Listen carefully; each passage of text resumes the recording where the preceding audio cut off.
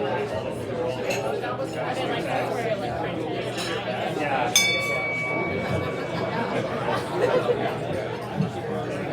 afternoon, Rotarians. Good afternoon. Good to see everybody out there today on a beautiful March 13th meeting of the Rotary Club of Des Moines. I'm Kevin Kassir, your president. Again, great to see a good crowd of folks out there today. Thanks to Matt Kiernan for being our greeter today, so I appreciate that, Matt.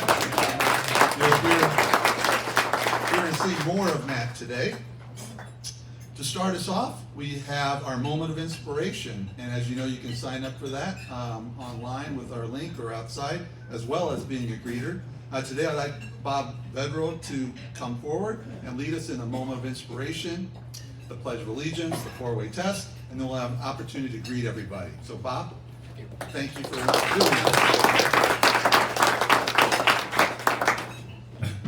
Thank you, President Kevin.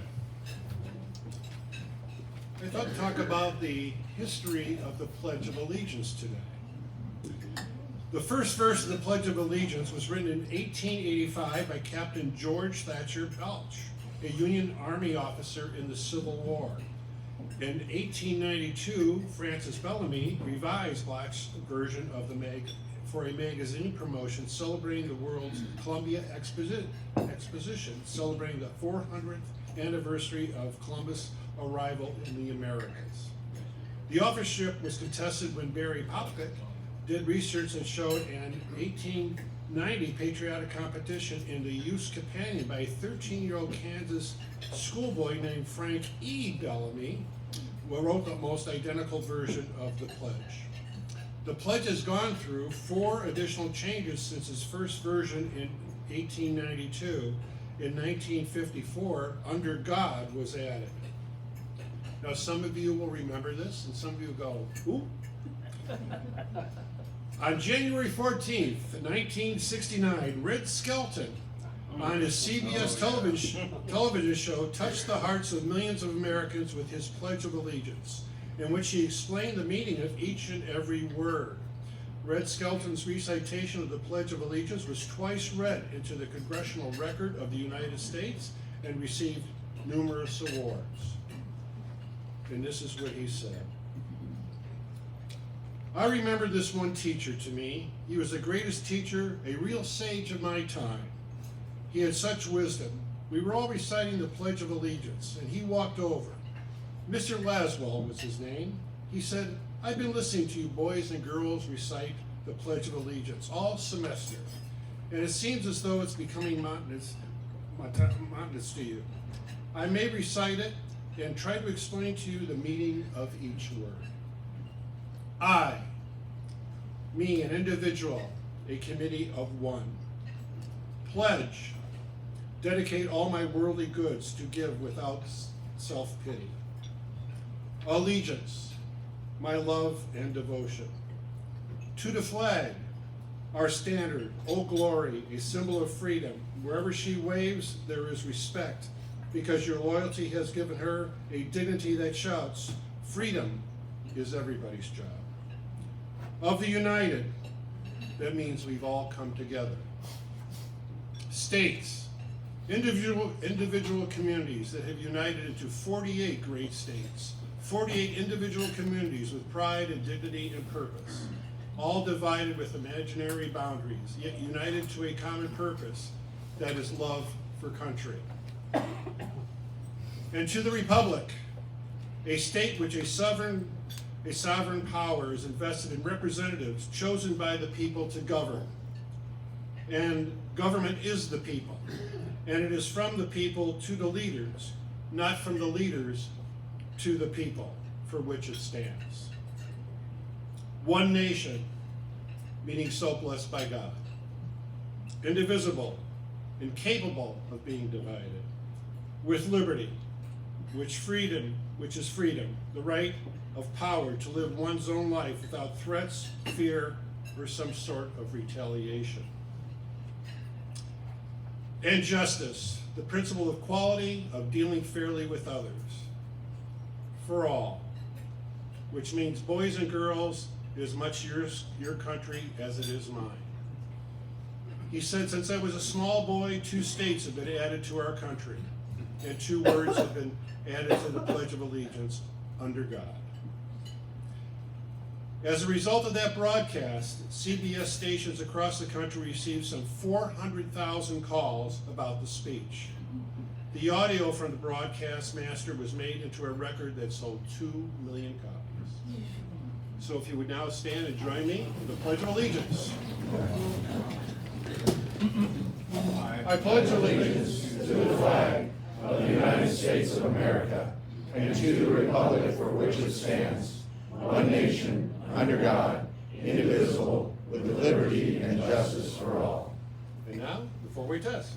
Is it true? Is it fair to all concerned? Will it build goodwill and better friendships? Will it be beneficial to all concerned? Now please greet your fellow Rotarians. They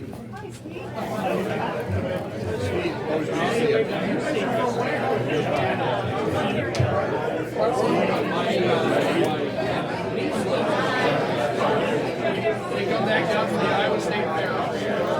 Bob, Dwayne Calvin from Canada. Nope, just moved up there. That was fantastic.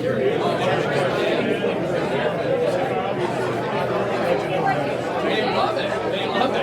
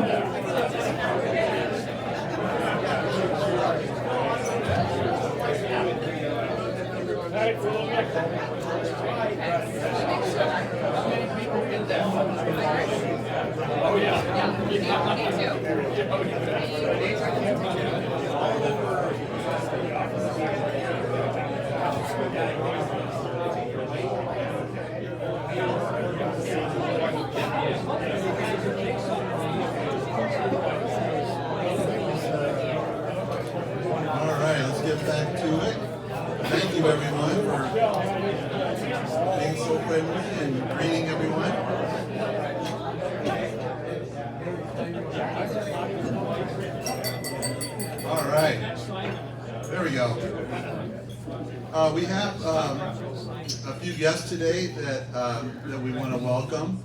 I'll ask you to stand when I call your name and then remain standing, and then we will recognize everybody at once. First off is Michelle Book, a former member of our club and retired CEO of the Food Bank of Iowa, guest of Marnie Hockenberg. We have a couple folks from Ontario, Canada, actually Ancaster, Ontario. Dwayne Kavanaugh is the president-elect of the Rotary Club of Ancaster. Wow, that was quick. Tim Lewis might have taken issue with that. And he's here with his daughter, Emily Kavanaugh, who has just recently moved to Des Moines. So, welcome everybody.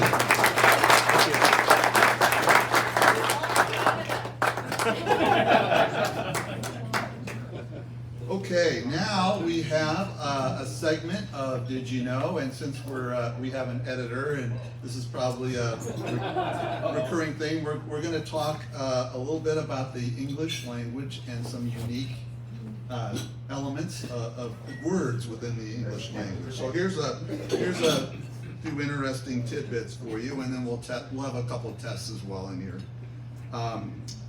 First of all, the word listen contains the same letters as the word silence. The word strength is the longest word with one vowel. So here's my first question. What is the longest word in the English language with none of the regular vowels, meaning A, E, I, O, U, right? So it has Y in it. What's the longest word? It has to do with music. Yeah. No. It has to do with music. The word rhythms. Rhythms is the longest word without a regular vowel. One of the shortest words in the English language, set, has the longest entry in the dictionary with 60,000 words as a part of its description with 430 different uses.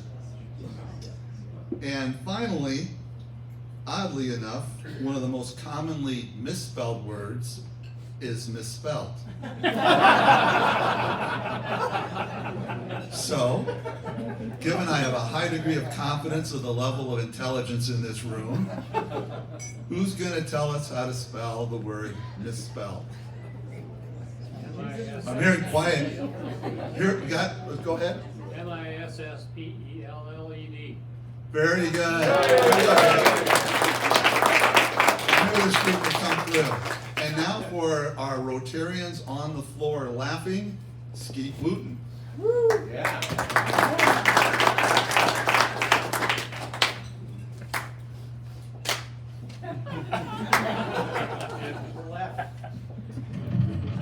That may be what it is when I'm finished. Because believe it or not, my stuff today was about the English language. And oddities in the English language. It's not a Romance language. Here, we can do that. Who knows what the Romance languages are? Yeah, okay, close enough. Did you know the Romance languages evolved from the Vulgar Latin? So. Boy, you're hitting it out of the park. I actually had misspelled in here. I put him in a tough spot. You know, I probably ought to quit one behind. Yeah, that's a good idea. But I got a couple. Okay, phonetic is not. There you go. Librarian got it. Okay. Abbreviation has 12 letters. You know what the synonym of thesaurus is? There isn't one. And I before E except after C is a lie. And the word Q is somewhat ironic because it's just a Q with a bunch of silent letters after that. When you transport something by truck, it's called shipment. But when you transport something by ship, it's called cargo. Jail and prison are synonyms, but jailer and prisoner are antonyms. Does this bring you back really bad memories from and remember that read and lead rhyme, and red and lead rhyme. But read and lead don't rhyme, and neither do red and lead. But that'll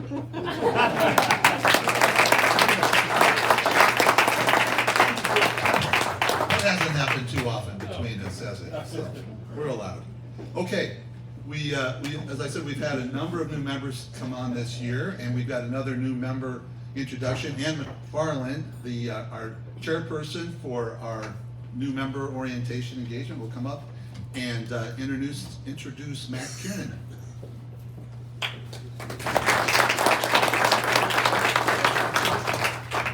All right, I've already asked Dwayne to adopt me, so get in line.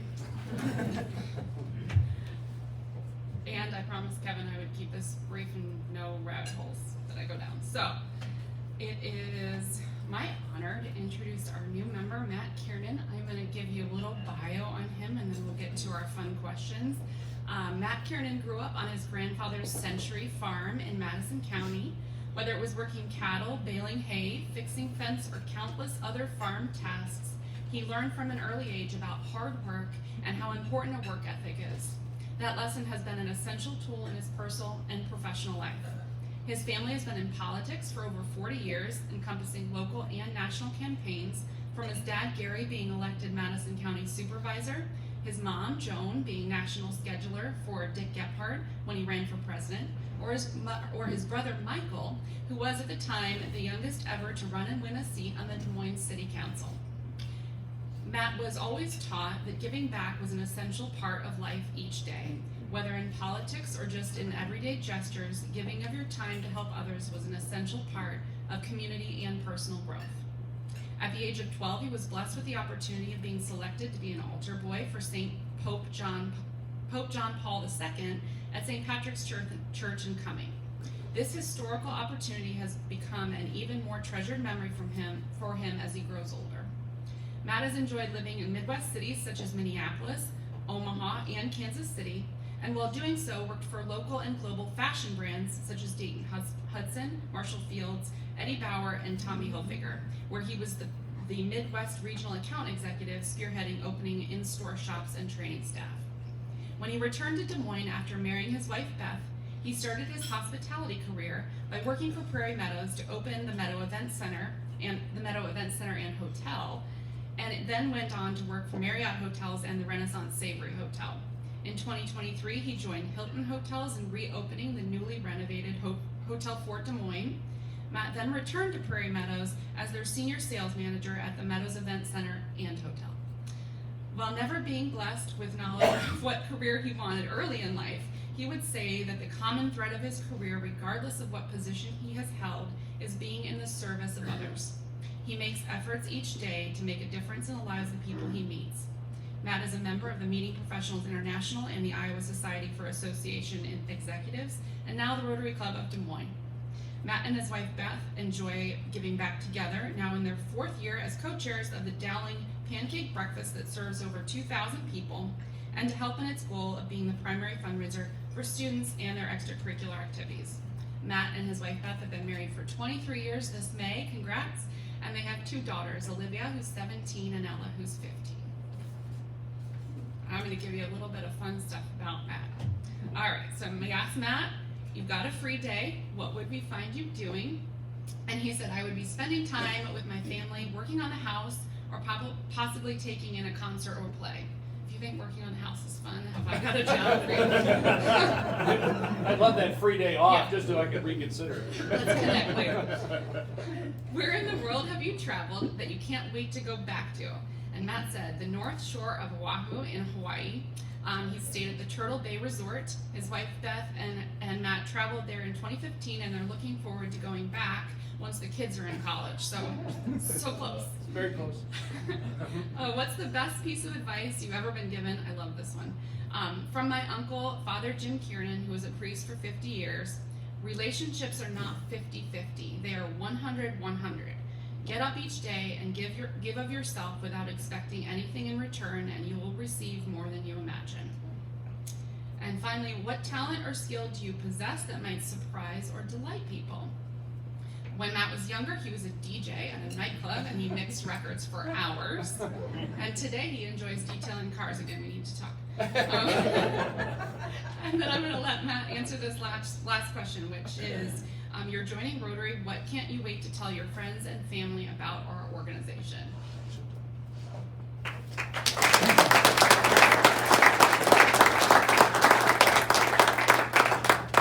Thank you, Ann. And I'd like to take a minute to thank Chris Anderson and Susan Voss, who actually sponsored me. So thank you for that.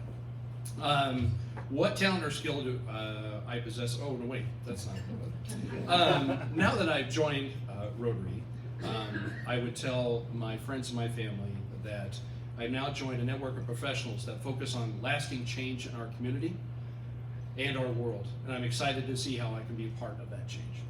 Thank you.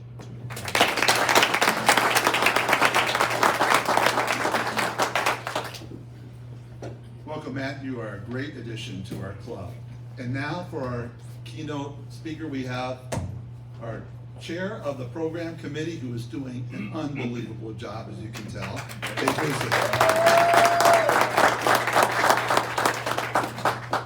pleasure today to introduce Kathy Obradovich. Kathy is editor-in-chief of the Iowa Capital Dispatch, part of a national not-for-profit news organization that launched in January of 2020, right before the pandemic, when we were all stuck at home. You could read the online newspaper. That's great. She leads an experienced staff covering state news and politics and writes a column. Dozens of Iowa newspapers, broadcast stations, and news sites regularly republish Iowa Capital Dispatch content. Kathy has more than 35 years of reporting experience here in Iowa. She worked 16 years at the Des Moines Register, most recently as opinion editor and political columnist. Between 1987 and 2003, she worked as a reporter and editor in the Des Moines Bureau for Lee Enterprises and the Quad City Times at Davenport. She's been a reporter on Iowa Public Television's Iowa Press and a frequent guest on other state, national, and international news programs. She's a graduate of Iowa State University in Ames, where she grew up. Kathy and I worked together on a number of debates over the years at KCCI and the Register. Probably best of all was the November 2015 nationally televised on CBS Democratic debate between Hillary Clinton, Bernie Sanders, and Marty O'Malley. And Kathy was on that panel along with our own Kevin Cooney. And I'll just say on a personal note that the last person I had the opportunity to introduce here before Rotary, about a month before the November general election, was Ann Seltzer. So I hope you have some good lawyers.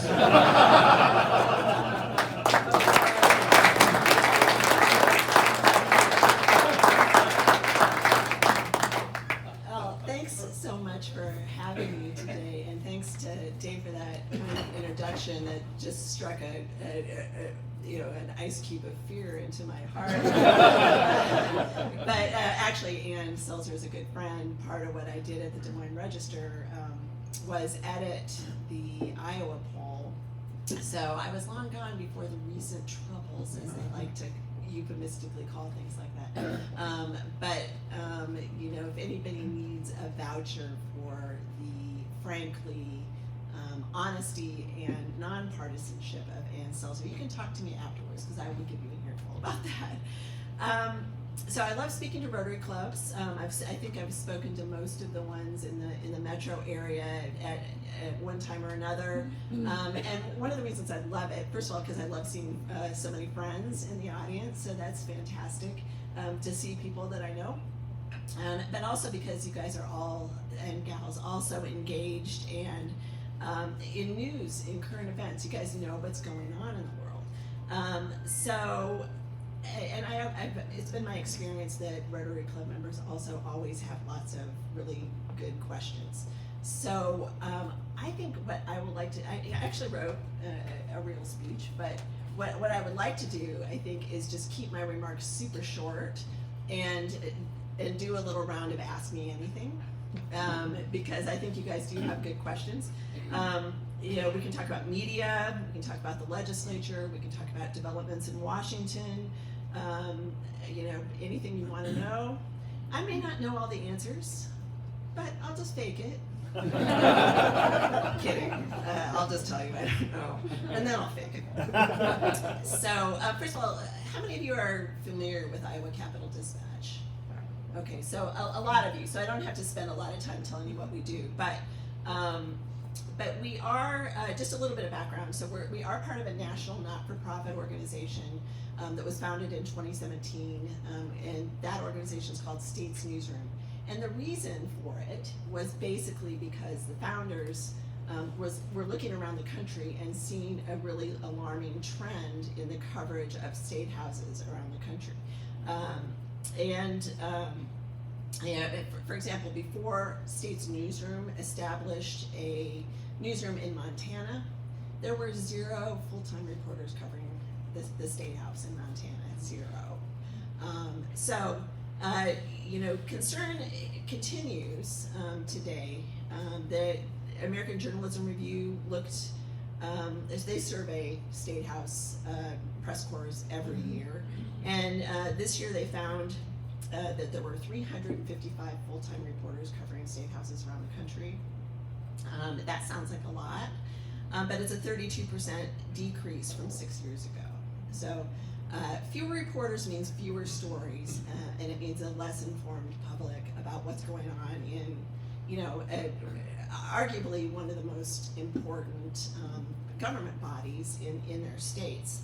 So, but a recent article by Neiman Lab, which reports on journalism, did see some glimmers of hope. They said, yes, State House press scores are declining, but they named State's Newsroom in particular and some other online organizations as a glimmer of hope in moving into an increasing State House news coverage. State's Newsroom today has outlets in 39 states, and then we have not-for-profit news partners in the other 11 states. So, like, we don't have an outlet in Honolulu, darn it. I'd like to go visit, you know, and stay on the North Shore in Turtle Bay, which I have been to. It's amazing. But we do have one in Alaska, which is very cool, and I haven't been there either, so I need to go up. But so 11 states, so we essentially have a presence in all 50 states, and that makes us the largest state-focused nonprofit news organization in the country. So, and we just achieved that milestone in the last year. So, all of our content shared free with readers. And so we have an online news site called iowacapitalddispatch.com, and you can, you know, access it for free. You know, paywalls. We don't just take your data and sell it, and we don't share it. So it is truly free.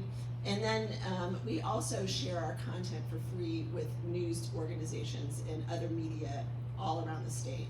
So I hear from editors all the time, you know, we would not have the ability to cover state government without Iowa Capital Dispatch. And also, you know, all these newspapers are struggling, not just in Iowa, but around the country. Small town newspapers are struggling. And this, we give them a little bit of a cushion. They have content from us that they can count on and rely on to be accurate and nonpartisan.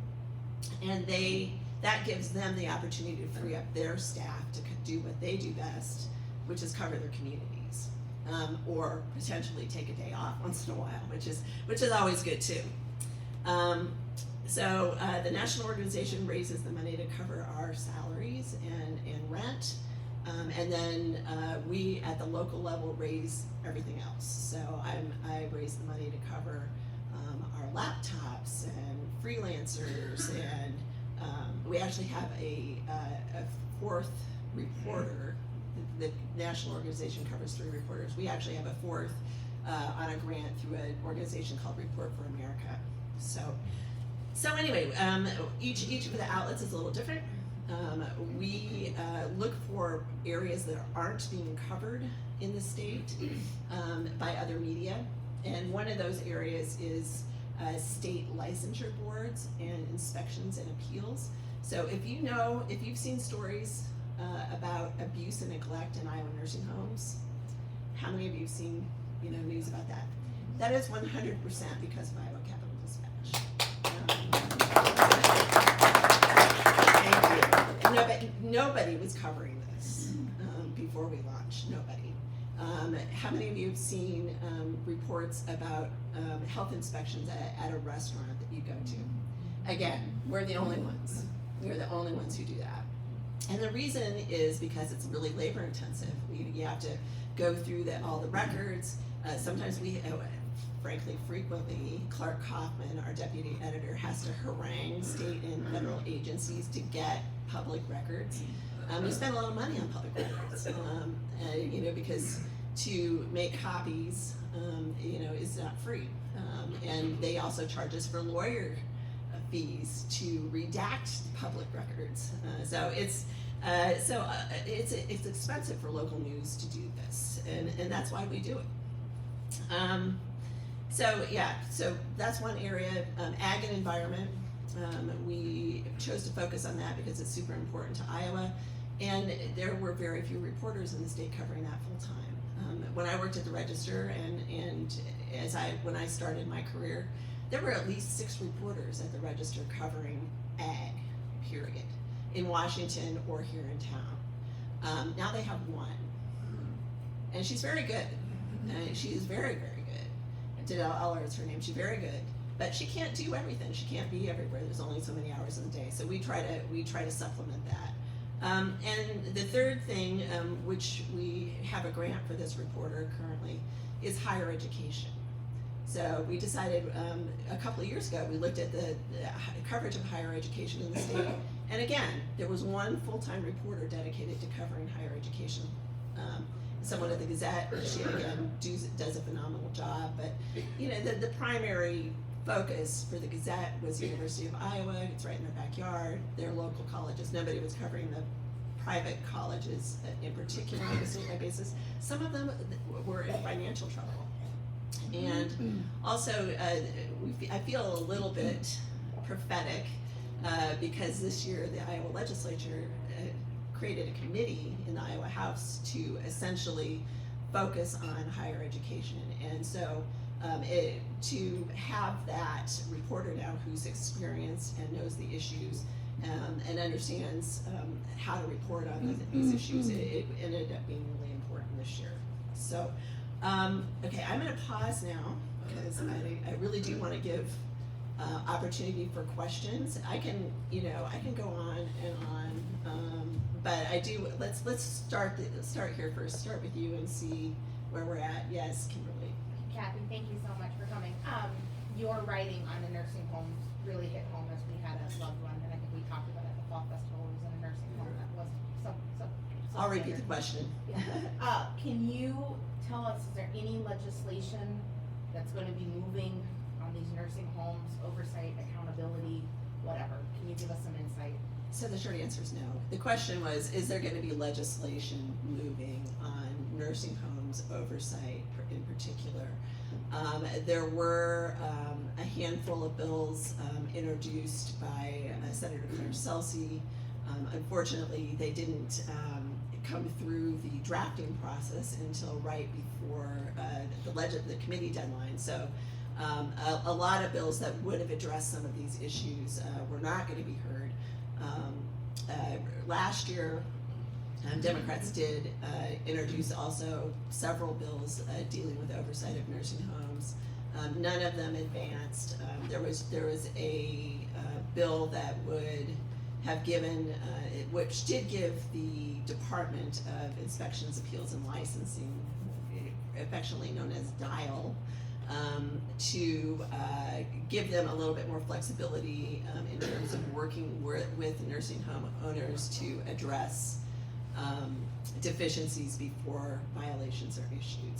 So a little bit of collaboration with nursing home owners, but really not anything strengthening oversight. Thanks for the question. Who else has a question? Yes. Do you also cover the state auditor's office in problematic audits? And if so, how often do those stories come up? And do you have anything scandalous to share? So the question is, do we cover the state auditor's office and problematic Why would you audits? ask? And is there anything scandalous to share? So first of all, the auditor's office actually does a ton of audits, and most of them don't rise to any sort of level of interest.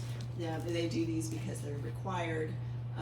And the one that probably was most controversial lately, I don't know about scandalous, but most controversial lately, dealt with the money that the state is putting into private schools.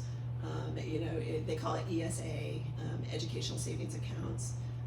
And that's a highly partisan issue, and he had some concerns about how information was reported. There's kind of a dispute between him and the executive branch on how he can go about, asking for information about these the money. And he said what he was trying to do is actually learn how the private contractor who's running that program is protecting the private information and data of the people who are using it. So it seems like that question is not very controversial, but they were, in part, I think, because he's the only Democrat elected on a statewide basis, and the administration is overwhelmingly Republican, that they don't mind giving him a hard time once in a while.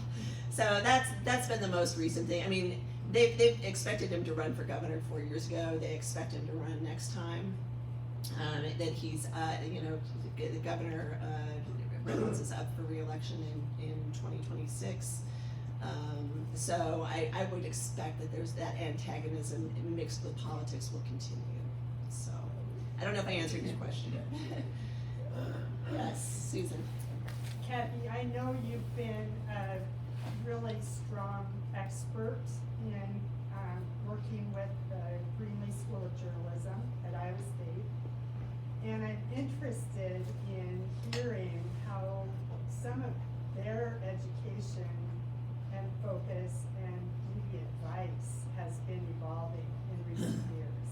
Yeah, so the question is, because I'm an alum of the Greenlee School of Journalism, before it was called Greenlee, how has their curriculum, how they train journalists, how has that changed? Interestingly, maybe less than you might think.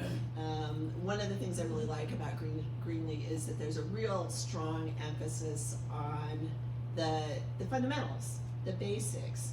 How do you report a story and get the facts right? How do you interview people? How do you string together a sentence?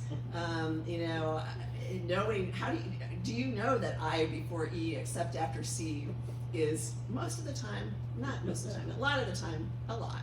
So I do think that a lot of those fundamentals have not changed. Where Greenlee has had to work to keep up with the times is figure out how to, for example, incorporate teaching about AI, artificial intelligence.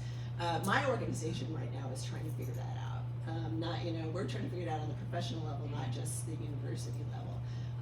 How do you stay abreast of technology? How, the multimedia is now everything. So, when I went through, okay, this will age me if Kevin, or if Dave hasn't already by saying how long I've been doing this job, but when I took Journalism 201 at Iowa State, you have to write in class, and we were given manual typewriters, and we had to buy yellow copy paper with carbon to make copies. Okay, I almost failed that freaking class because the keys were so stiff I couldn't make an impression on. I was having to type like this, and to this day I'm really hard on keyboards because But so now and I went through the era of we all in the computer.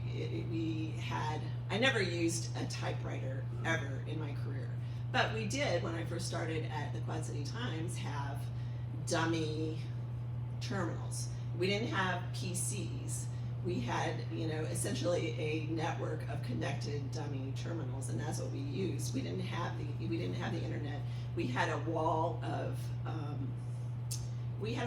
phone books, in the corner of the newsroom to go look up somebody's phone number to try to call them. We couldn't look it up on our phone. So going through, that many changes, and now, right now we're talking about, well, how can we use AI? Can we use it to make a calendar of events? Can we use it to research a story? And we haven't, we're being very conservative about it, frankly, but it's interesting. Yeah, and so journalism schools are evolving. They have a lot of hard work to do. So, yes, sir. To sort of follow up on Susan's question, where do you see the newspaper business in 20 years? It's a good question. I think you have to separate the news business from the newspaper business, because the newspaper business may not be in the business of newspapers per se. You look at a lot of the news around the state that has, they don't deliver a paper, dead tree paper every day anymore. It is going more and more online. I expect that trend to continue. Iowa has maybe moved into that slower because we're an older state and people are more willing to keep reading their, getting a newspaper on their doorstep and keep reading it that way. But I think that, those days are numbered. So, I think that what's important is the focus on news. However people want to read it. And one of the things that, one of the challenges in our industry is to try to figure out how younger people want to read the news, because that's gonna be our future, just like it is with any other business. So I don't think anybody has all the answers. We are working on it, but I do think there probably won't be a newspaper business. It will be just news. Yes. So what is your opinion about if people are just always either turning into television to get, which is basically opinion, how do we get people to really want to read the news, the facts, ma'am? How do we get them excited about understanding tariffs or you name the topic, how it really works instead of just somebody's opinion?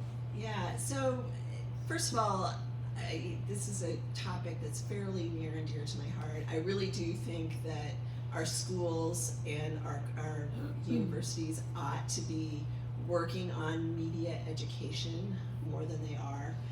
Right now we've got a number of bills going through the legislature trying to deal with some of the harms caused by social media on kids. One, which I expect to pass, will just get cell phones out of classrooms. I expect that at the minimum to pass. There's also one dealing with obscenity on the web and trying to get some age guardrails for that. But I think that just scratches the surface of concerns about the digital landscape and how that affects kids. So beyond social media, news, helping people understand the difference between news and opinion. We had a class on the newspaper, parts of the newspaper in 4th grade. We learned, that the opinion work was on the opinion page, and the news, you could separate news and opinion in those days. These days it's very hard to do, especially when as you said, cable networks, and I actually saw some statistics on this, the amount of time actually devoted to reported news on some of these cable networks has gone way down, and the amount of time spent on talking heads, spinning and opinionating about the news, way up. Who knows why that is? Because it's expensive to report the news. Talking heads are cheap. I know this because I have been a talking head on many of these cable news. They come every time for the caucuses, and they interview me about what's going on in Iowa. And you know how much they pay me? Zero. So the talking heads are cheap. Actually going out and reporting the news, like on location, or like we used to see in the early days of cable news, it's expensive, and so the profit is greater if you spend more time on opinion. So, and people need to realize that. Yes, sir. Yeah, kind of touching on that, I'm curious about how it's taught with any of the media. It's got to be driven by numbers, or else there's no survival. I mean, there's got to be some sort of income, whether it's through advertising or through the number of people that are addressing it. How do you teach around that to get the truth out? And is the truth sort of being slanted towards how many numbers you can get so that you can get the income? So is the truth being slanted toward, how many numbers you can get so you can get the income? And I would say that in some of these national cable networks, that point of view is in fact driven by marketing, as opposed to some idea of what the truth is. We have them on both sides of the aisle, of course, but news products that cater toward conservatives or liberals, and that is a marketing position. It is not about the truth. And I don't like to use truth, because truth to me is what's in the Bible. It's about facts. It's about facts. What can you show? What is demonstrably supported by the facts? And yes, we have too many news outlets who have decided that it is a lot more profitable to focus their coverage and essentially cater to a point of view instead of catering to what is objectively factual. So yeah, I'm an independent in the true sense of the word politically. I just don't think either party has all the answers. And so when I see a news product that is uniformly, critical of one side or the other, and uniformly positive about one side or the other, it doesn't pass the smell test for me. So, yes. Are there any newspapers that do pass the smell test, Oh, well, I mean, to me, other than your own? well, thank you for that, yes. IowaCapitalDispatch.com, and actually there's a donate button. But yeah, I mean, I think your best bet is to not read a single source of media. I think your best bet, so I subscribe to the Washington Post online. I also subscribe to the Wall Street Journal. I think the Washington Post, at least before the current ownership, leaned more to the left. I think that the Wall Street Journal leans more to the right, but they're both reputable news sources. And I think that you can if you read both of them, you can probably get a pretty good idea of at least where the fault lines are, if not exactly what, you may not get a shared set of facts, but you can sort of see where they stand. Yes. Have you ever found that Donald Trump has told the truth? Have I ever found that Donald Trump has told the truth? I've actually interviewed Donald Trump a couple of times when he was running in the caucuses the first time. And I got along with him okay. In fact, he invited me back to interview him after he had banned my newspaper, the Des Moines Register, from covering campaign events because he didn't like an editorial that had been written by the editorial board. So, and I did get to interview him once after that. So we did have we had a decent rapport. What I will say about interviewing Donald Trump that I think a lot of the national media don't understand or haven't caught on to is that when you ask him a question, I don't think he listens to the question. Really? He doesn't really answer the question. He says what he wants to say on the topic. And so that leads to reports that, Donald Trump said this and that because he answered a question a certain way, but perhaps he wasn't actually answering the question. So I do think that there's some disconnects in communication with him. Currently, though, all news media are struggling with the fact that the Trump administration 2.0 is not communicating at all. The entire government has been shut down on speaking to the media. We just had a story the other day about an important federal program that tries to rehabilitate bad nursing homes. And that program has been frozen. It's just in stasis. So bad nursing homes that have gotten better are still on the bad list. Good nursing homes or bad nursing homes that get worse don't have a chance to get into the program. And I think it's a problem for the nursing home industry. It's a problem for consumers. So I hope they reverse that. But right now, with this transition, getting information out of the Trump administration has been difficult. More quick question. Okay, one more quick question. Who wants to be last? Yes, sir. Where do you see the line between reporting and education? Is it kind of the same, educating the public or reporting on an issue and that? So Yeah, 'cause I think there's a lot of education lacking out in the world right now, saying, hey, what's the truth? What isn't the truth? And here's this notice. Yeah, where's the line between reporting and education? Well, I think that there's not really a line. There's a lot of really good reporting that just exists to explain an issue or explain what's going on. Our organization does that. Our Washington, D.C. bureau writes stories like that, explaining You know, what is a budget resolution? What is a continuing resolution? Why haven't we had a budget in Washington, D.C.? And those kinds of things. So we do go back and try to explain that. And I do think that helps readers. It helps them understand, you know, if you see a reference to a CR in a story, hopefully somewhere in the story it explains what a CR is. Thank you. Okay, thank you so much.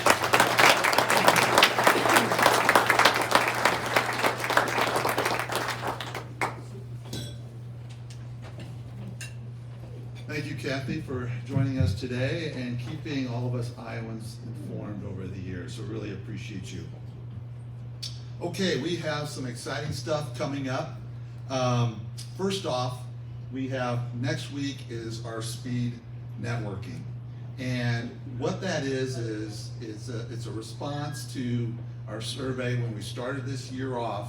It was the number one thing that people want out of this club is building relationships, building network. And the feedback that we got was, on a normal Thursday, I have about 5 minutes or so before we start the program and as I'm eating to chat with somebody around me, but I really don't get to know folks. So we've tried to create opportunities and environment for people to truly get to know folks. And here we are with a program focused on that. So whether you've been with this club for 40 years or you've been with this club for less than a year, we can all get to know each other better.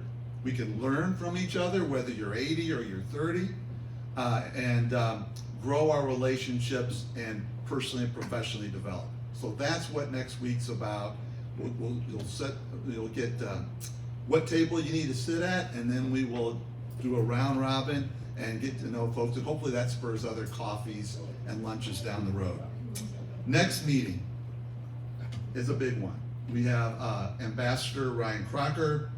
Colin Powell, one of my heroes, calls him one of our greatest foreign service officers.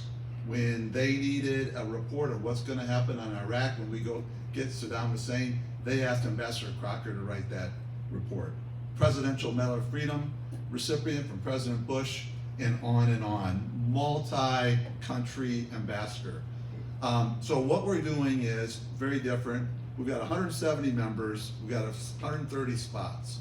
So first off, we've put out a note yesterday, I think, to sign up as members for the 27th. Okay. Then we will follow that up with, we'll get a feel for whether we can have 1 or 2 guests, and we'll prioritize prospective members and then everybody else. So please be patient with us, support us. We got that request to sign up for next week, or the 27th. Please do that, and then we can make decisions as we go. We've invited the press. KCCI already has contacted us and said they're going to be here. So we'll have press present. It's going to be a big event for us in getting that type of national and global leader here. Follow up that on April 3rd, we have Jay Byers, the president of Simpson College. And so I think that really speaks to the varied programs that we're having here. So from Kathy to the networking to Ambassador Crocker and then to the president of Simpson College. So great opportunities to continue to participate in our club. And another way to participate is our Tuesday morning fuels once a month. We get together for coffee at 9 a.m. at Freedom Blend. Upcoming is March 25th. Tej Dewan, our own Tej Dewan, will be highlighted, and then he will be followed on April 29th by Helen Miller.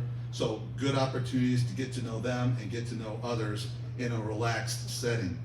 Also, don't forget to sign up for President-elect Tim Lilowitz's spring party. That's also on March 27th. Please sign up for yourself and for your +1. Deadline for that is March 20th.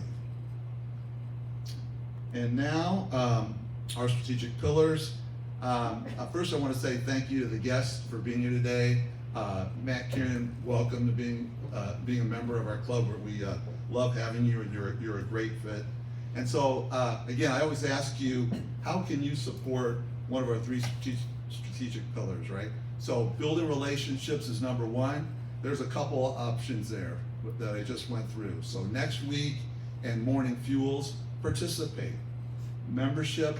We've got some pretty exciting speakers coming up. Who can you invite? So those are ways to support us and keep us moving forward. Make it a great week, everybody. We are adjourned.